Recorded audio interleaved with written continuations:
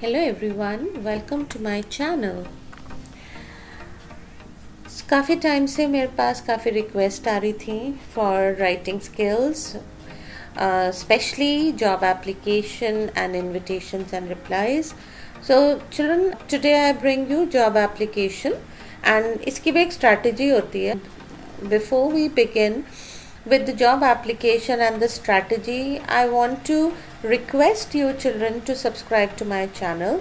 Again, I would like to say it's very heartbreaking that I'm working so very hard for you guys. Okay, बहुत मेहनत से videos बनते हैं and you have to acknowledge it by subscribing, by liking the videos and उनको share करिए because see, teaching fraternity is like it's all about how the students can benefit out of it. Okay, so it would be appreciated children और बहुत ज़्यादा motivating होगा अगर आप दूसरे बच्चों से भी शेयर करोगे एंड मोरोवर सो आप सब्सक्राइब करिए, कमेंट करिए please. I look forward to your comments. Okay, so still there are about 80% people who are watching my videos but they have not subscribed.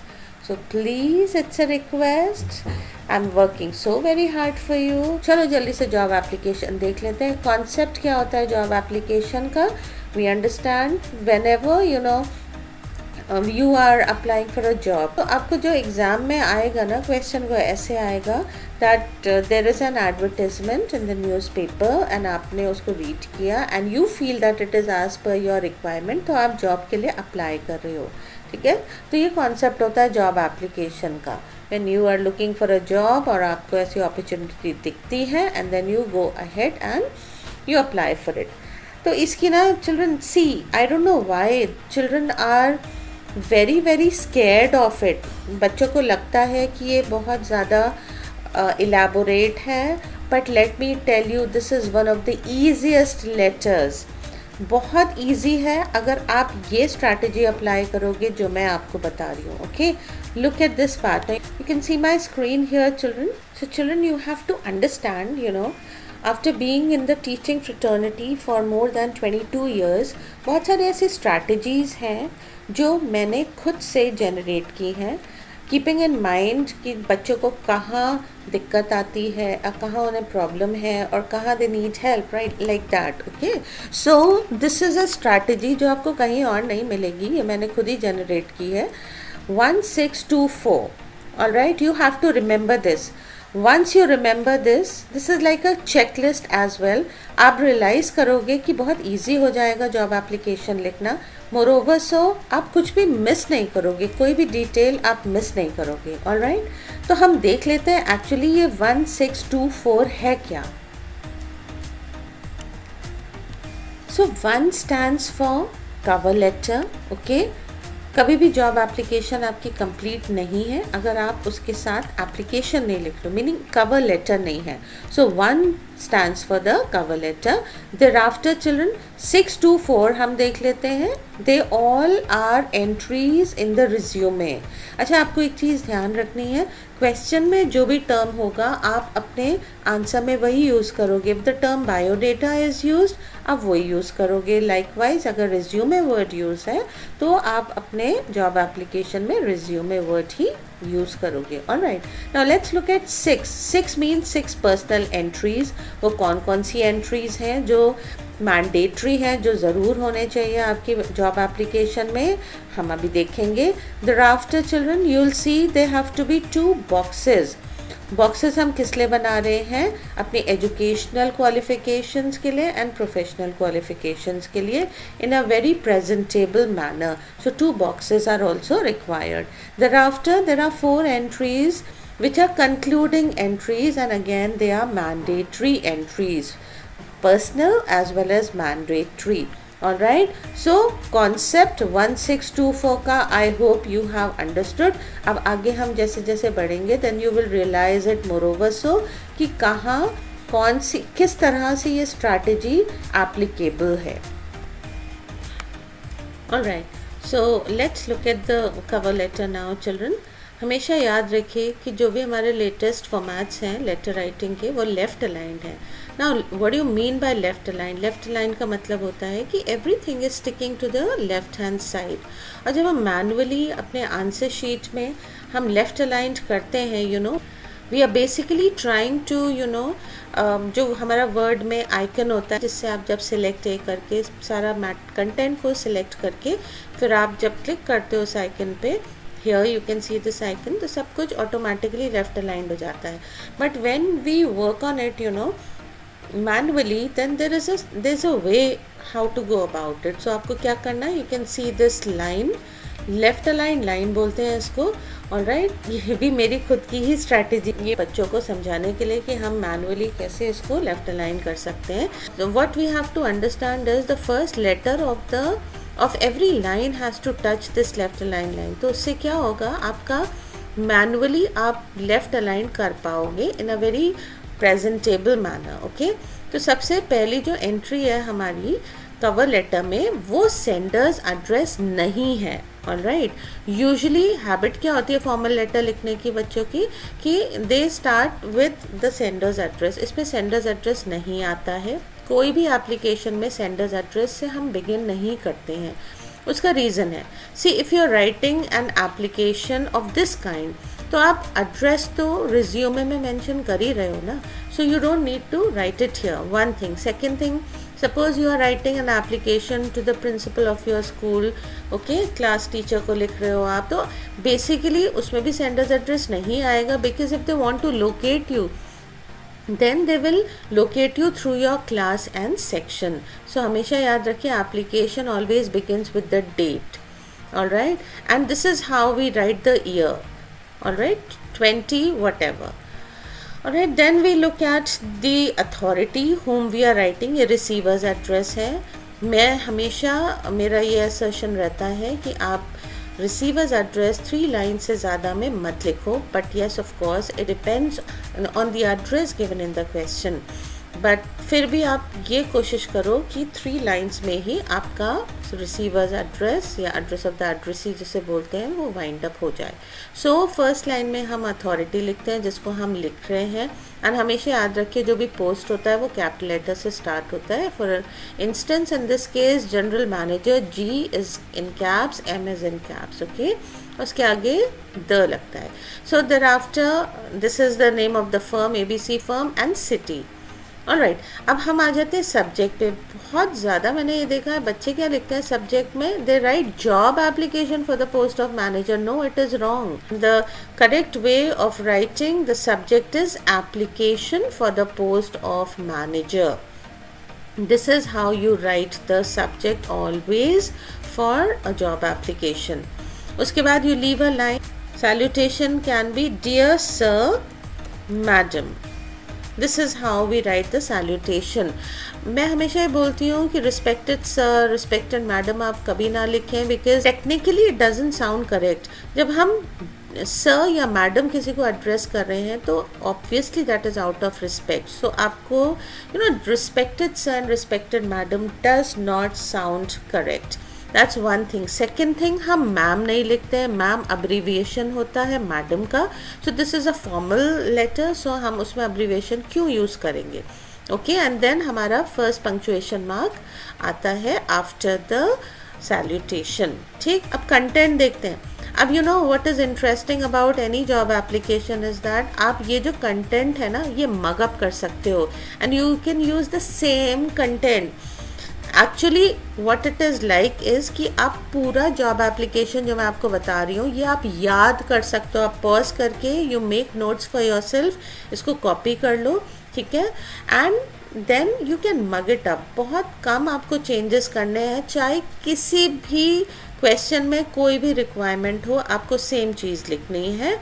Only thing here and there you can make changes, जैसे date of birth हो गई for instance, there are fresh recruiters who are required, तो उसकी obviously जो range होगी वो 22-23 years हो सकती है। बट अगर आप मैनेजर की पोस्ट के लिए कर रहे हो, जो मैं आपको यहाँ पे जिस एग्जाम्पल को लेके चल रही हूँ आपको समझाने के लिए, तो you should be at least 28 to 30 years of age और 32 to 35 years of as.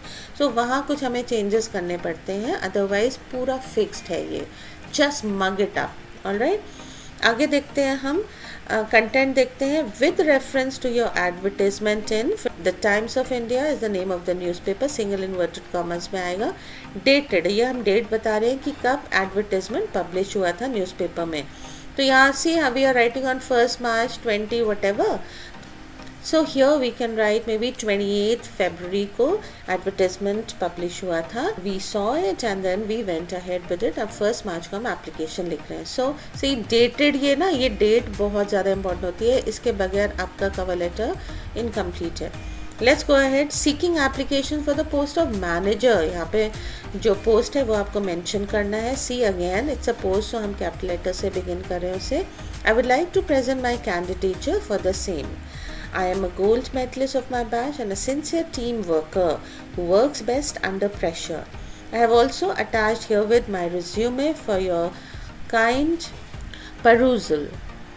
Okay, then concluding line क्या होगी cover letter की? If given a chance, I would leave no stone unturned and would prove worthy of it. Thanking you in anticipation. Children, please remember, हम किसी भी letter में, formal letter में, हम thanking you नहीं लिखते हैं. बहुत टाइम हो गया, ये स्क्रैप ऑफ हो चुका है. एक्सेप्ट फॉर जॉब एप्लीकेशन, उसमें भी हम सिर्फ थैंकिंग यू नहीं लिख रहे. हम क्या लिख रहे हैं? Thanking you in anticipation. हम क्या एंटिसिपेट कर रहे हैं कि जब हम अप्लाई करेंगे पोस्ट के लिए तो हमें उसका रिस्पॉन्स मिलेगा, हमें इंटरव्यू कॉल आएगा. Yours sincerely, thereafter we write the full name. So this is your cover letter. अब हमने क्या cover कर लिया यहाँ पे? हमारी जो strategy है 1624 की, उसमें हमने 1 cover कर लिया. Alright, cover letter is done. So now we move on to the resume part. बाकी के जो ये entries है ना 624, they belong to the resume. Let's go ahead. अच्छा, at this juncture I want to tell you children, चाहे आपका half page भी बचा हो, you know you are over with your cover letter, आधा पेज भी आपका बचा होगा, तो आप यहाँ से सेम पेज से कंटिन्यू नहीं करोगे resume. You have to switch to a new site. Okay, fresh side of a sheet में आओ, वहाँ से हम अपना रिज्यूमे कंटिन्यू करेंगे here. Alright, only then it will look presentable. Fine. अब देख लेते हैं. देखो हमारी 1624 में 6 की जहाँ बात हो रही थी, तो यहाँ पे 6 एंट्रीज आप देख सकते हो. First of all name, of course जब हम अपना नाम लिखते हैं हम कभी भी उसमें मिस मिस्टर नहीं लगाते हैं. Alright. Second entries father's name, of course father's name में मिस्टर लगेगा. Okay, thereafter you write the name. Date of birth 29/4 या जो भी है, मैंने यहाँ पे लिखा है 29th April. And then year you have to calculate. Okay, it depends, you have to apply your brains. बस यहीं पे एक चेंज आएगा, मतलब 2-3 एंट्रीज हैं जहाँ पे चेंजेस आएंगे. So here you have to understand कि एज पर द रिक्वायरमेंट आप यहाँ पे कैलकुलेट करके डेट ऑफ बर्थ लिखोगे, डेट ऑफ ईयर लिखोगे. ऑलराइट. नाउ रेजिडेंशियल एड्रेस, अगर क्वेश्चन में गिवन है तो आप वही लिखोगे, अदरवाइज फिक्टिशियस एड्रेस आप कुछ भी लिख सकते हो. 36/B आवास विकास, new Delhi. Next entry is marital status में आप सिंगल लिखो, बेस्ट है. Alright. Phone number is to be written like this. Okay, जो लास्ट 5 के डिजिट्स हैं उसको आप ऐसे लिखो, किसी का भी फ़ोन नंबर लिखने की ज़रूरत नहीं है. This is the way we write. Alright. So ये सारी 6 एंट्रीज आप मगअप कर लीजिए, आप याद कर लीजिए. डेट ऑफ बर्थ आपको कैलकुलेट करनी है. Now let's come to the next step children. 2 के लिए देख लेते हैं how to go about it. जैसे मैंने पहले भी बताया था, 2 stands for educational and professional qualifications. So let's go ahead and let's look at this. See, this is how children. Now 2 means 2 boxes. Alright, पहले हम एजुकेशनल क्वालिफ़िकेशंस देख लेते हैं। एजुकेशनल क्वालिफ़िकेशंस वो होते हैं जो आप कंपल्सरीली स्कूल एंड कॉलेज में करते हैं। For instance class 10 everyone goes for, class 12 everyone goes for, thereafter it depends on how you are going about your future। तो लाइकवाइज आपको अगर ग्रेजुएशन करना है या पोस्ट ग्रेजुएशन करना है, this is how we write. तो आप बॉक्स बनाएंगे और उसमें आप इतने कॉलम्स बनाएंगे। First column is for serial number, then class और degree, then which year. Now यहाँ पे भी देखिए ईयर लिखा, ऑब्वियसली अगर आपने यहाँ पे लेट्स से 1994 लिखा है, तो by the time you do your matriculation it should be 1990 और 1991 एंड लाइकवाइज। सो यहाँ पे ईयर हर जगह आपको कैलकुलेट करना है। Then board and university and percentage. Okay, now percentage has to be likely, मतलब ऐसा नहीं है कि आप सब में 100% लिख लो। बच्चे कभी कभी जोक में लिख देते हैं which is not correct. Okay, so now look at this. एक चीज़ और अगर आपने यहाँ पे नोटिस की होगी, बहुत इंपॉर्टेंट है, अंडरस्टैंड दिस, कि ये भी जो भी हम क्वालिफिकेशंस लिखते हैं ना, ये हम डिसेंडिंग ऑर्डर में लिखते हैं। मतलब जो हमने लास्ट में किया होता है उसे हम सबसे पहले मेंशन करते हैं। फॉर इंस्टेंस आपने अपने क्लास 10 किया, मैंने यहाँ पे 10 को मेट्रिकुलेशन लिखा है, क्लास 12 को 10+2, देन ग्रेजुएशन कौन सी स्ट्रीम में करी है, post graduation. So post graduation हमने कॉलेज में लास्ट में किया है, तो उसे हम यहाँ सबसे पहले मेंशन करेंगे। ओके, सो दिस में seem like 1997, thereafter 1994 and like that। okay, it goes like that। Okay, so ये बहुत ध्यान में रखना है आपको। एंड दिल्ली यूनिवर्सिटी या CBSE बोर्ड या ICSE बोर्ड। तो आई होप एजुकेशनल क्वालिफिकेशंस आपको समझ में आ गई होंगी। नेक्स्ट बॉक्स देखते हैं हमारा प्रोफेशनल क्वालिफिकेशंस के लिए। एक और मेरा यहाँ पे आपको सजेशन है, कभी भी एजुकेशनल एंड प्रोफेशनल क्वालिफिकेशंस को मर्ज मत करिए, डिफरेंट बॉक्सेस में लिखिए उसे, जिससे क्लैरिटी भी रहे। नाउ लुक एट दिस, यहाँ हमारा आ जाता है सेकेंड बॉक्स 1624 में 2 का second box, professional qualification. How are they different? Professional qualifications आपको किसी पर्टिकुलर फील्ड के लिए, अरीना के लिए तैयार करती हैं। ओके, यहाँ पे हमने, बिकॉज हम एक मैनेजर का एग्जाम्पल लेके चल रहे हैं, तो हमने यहाँ BBA एंड MBA लिखा है। फिर से आप देखोगे डिसेंडिंग ऑर्डर में लिखा है, पहले BBA होता है फिर MBA होता है, तो हमने जो लास्ट में किया है वो हम पहले लिख रहे हैं। यहाँ पे थोड़ा सा ना ब्रेन अप्लाई करना है हमको चिल्ड्रन। आप ये सोचोगे कि हम जब ग्रेजुएशन कर रहे हैं, पोस्ट ग्रेजुएशन कर रहे हैं, तो हम BBA MBA क्यों कर रहे हैं। Basically what I am trying to say is, ये फॉर्मेट है, I am telling you the format, ये एक एग्जाम्पल के थ्रू मैं आपको बता रही हूँ। That's the reason I have written both graduation, post graduation and BBA MBA। and एक और चीज़ मैं आपको बताती हूँ चिल्ड्रन, मोस्टली जो बोर्ड एग्ज़ाम का पेपर होता है ना, उसमें आप देखोगे कि जब भी ये क्वेश्चन गिवन होता है जॉब एप्लीकेशन वाला, तो उसमें जो एडवर्टाइजमेंट गिवन है उसमें प्रोफेशनल क्वालिफिकेशन मेंशन्ड होती है। सबसे ज़्यादा बच्चे इसी में परेशान होते हैं कि दे फील प्रोफेशनल क्वालिफिकेशन हमारी गलत ना हो जाए या क्या लिखना है। They sit back and start thinking, wasting time. Alright, तो 99.99% केसेस में प्रोफेशनल क्वालिफिकेशन आपकी क्वेश्चन में ही मेंशन होगी। Only thing you have to be so focused as to understand कि alright how to go about looking for details, panic नहीं होना है। Okay, now look at this, इसमें भी सेम एंट्रीज है, serial number, degree, diploma, year, which university, percentage। okay, all right, let's move on। 1624 में हम 3 steps cover up कर चुके हैं। देखा ना कितना सिंपल है ये। now let's go for the last 4 entries। आपने educational qualification, professional qualifications mention कर लिया। All right, you are a gold medallist, बहुत बढ़िया मार्क्स से आपने MBA किया है। बट द थिंग इज़, हम आपको क्यों रिक्रूट करें, why should we employ you? तो कुछ और भी है जो आपने किया है। तो आपकी 4 में फर्स्ट एंट्री क्या है, special achievements. And children this also you can mug up, ये वाली जो एंट्रीज है ना, ये भी आप एज इट इज़ लिख सकते हो, कुछ भी चेंज करने की ज़रूरत नहीं है, सिर्फ ईयर चेंज करना है एंड प्रोफेशनल क्वालिफिकेशन जो मैंने आपको बता दिया, अदरवाइज सब कुछ वैसे याद कर लीजिए आप। यहाँ पे देखिए national level basketball player, B rendered social services through UNICEF, किसी भी एनजीओ का आप नाम लिख सकते हो यहाँ पे. These are the best things that you can even in practical life. कभी आप आगे चल के अगर अप्लाई करते हो ना, and you have undertaken these kind of things or activities, या आप स्पोर्ट्स में हो, ज़रूर मेंशन करिए.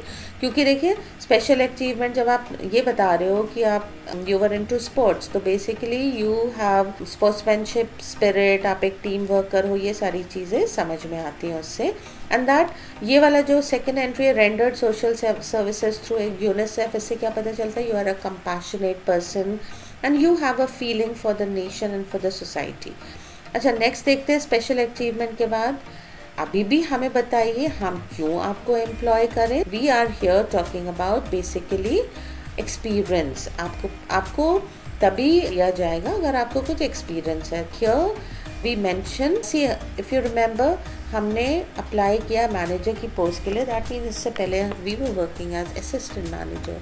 So worked as assistant manager with whatever firm. Here I've written ABC firm.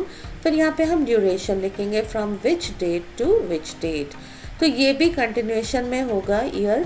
For instance आपने अपना MBA किया था 2018 में, ओके तो यहाँ पे आप लिख सकते हो may be January 2019 to let's say December 2022 और so on. ओके जो भी लेटेस्ट होगा ना, जब भी आप लिख रहे हो जॉब एप्लीकेशन, जो भी मंथ चल रहा है उसके 1-2 मंथ पहले का यहाँ पे आप कंक्लूडिंग डेट लिख सकते हो. Thereafter children, very important, references are to be given. Now these references, these 2 people जिनके डिटेल्स आप दे रहे हो, basically they are like your guarantors. ठीक है, ये आपके गारंटर्स हैं. अब आप तो बोल रहे हो you were working with ABC firm, but who knows, आप प्रिजन में हो सकते हो या कुछ भी हो सकता है. ऑलराइट, तो हमें कैसे पता चलेगा. तो आपको कोई भी कभी भी एम्प्लॉय करेगा तो इनसे आपका रेफरेंस लिया जाएगा. अब यहाँ पे देखिए रेफरेंसेस में these are the things which are required. Name of the person जिसका आप रेफरेंस दे रहे हो, पोस्ट, उसका एड्रेस एंड सिटी. मीनिंग मैंने यहाँ एड्रेस एंड सिटी अलग अलग लाइन में लिखा है. दैट मीन्स 2 लाइन में आपको वाइंड अप करना उनका address and phone number.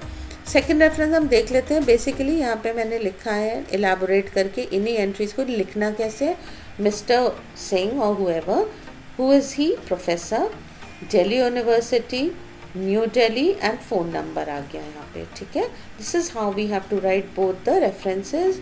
It is important कि 2 रेफरेंसेज होने ही चाहिए. लास्ट एंट्री देख लेते हैं, हॉबीज़. ओके, हॉबीज़ में म्यूज़िक, ट्रैवलिंग, ये भी फिक्स्ड हो सकती हैं. बहुत ज़्यादा एंथुजियास्टिक मत होइए जो पेपर करें कि आपने 3 या 4 हॉबीज़ लिख दी. Just stick to whatever is written here. या जो भी आप 2 ऐसी हॉबीज़ आप फिक्स कर लीजिए जो आप एग्ज़ाम में यूज़ कर सकते हो. तो ये हो गया हमारा 1624. Alright, 1 cover letter, 6 personal entries, 2 boxes for qualifications, educational and professional, and 4 personal entries again, जिसमें हम एक्सपीरियंस ऑफ वर्क बता रहे हैं, स्पेशल अचीवमेंट बता रहे हैं, रेफरेंसेस दे रहे हैं 2 लोगों के, एंड हॉबीज़ के बारे में बता रहे हैं. कंक्लूडिंग लाइन देख लेते हैं.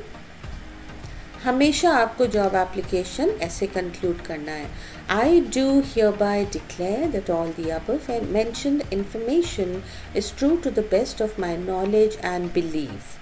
Then signatures, यहाँ पे आप signatures में आप अपना first name लिख सकते हो. Then brackets में full name लिखना है आपको. On the right hand side date लिख सकते हैं. date के साथ DATE भी लिखिए. Thereafter write the full date and the place wherever you belong to. तो place आपको कैसे पता चलेगा, क्योंकि address given होता है. Alright, so I hope children this is helpful. And again I'm saying, बहुत सारे बच्चे डरते हैं जॉब एप्लीकेशन से. Actually it's the simplest because आप याद करके चले जाइए, as it is लिख दीजिए. bare minimum changes इसमें करने पड़ते हैं. Alright, so please share with other children also. And it's again a request children, it's very heartbreaking जो मैं इतनी मेहनत से आपके लिए वीडियोस बना रही हूँ. and it's not just about subscribing, it's also about sharing it so that it benefits everyone. तो कमेंट करिए जिससे कि मुझे भी पता चले कि मैं कहाँ इम्प्रूव कर सकती हूँ और कैसे आप लोगों की और हेल्प कर सकती हूँ। Alright, okay then take care children, God bless you. कोई भी अगर क्वेरी है या कोई भी और वीडियो आप चाहते हैं कि मैं आपकी हेल्प के लिए बनाऊँ तो you can write it in the comment section. Take care, God bless you.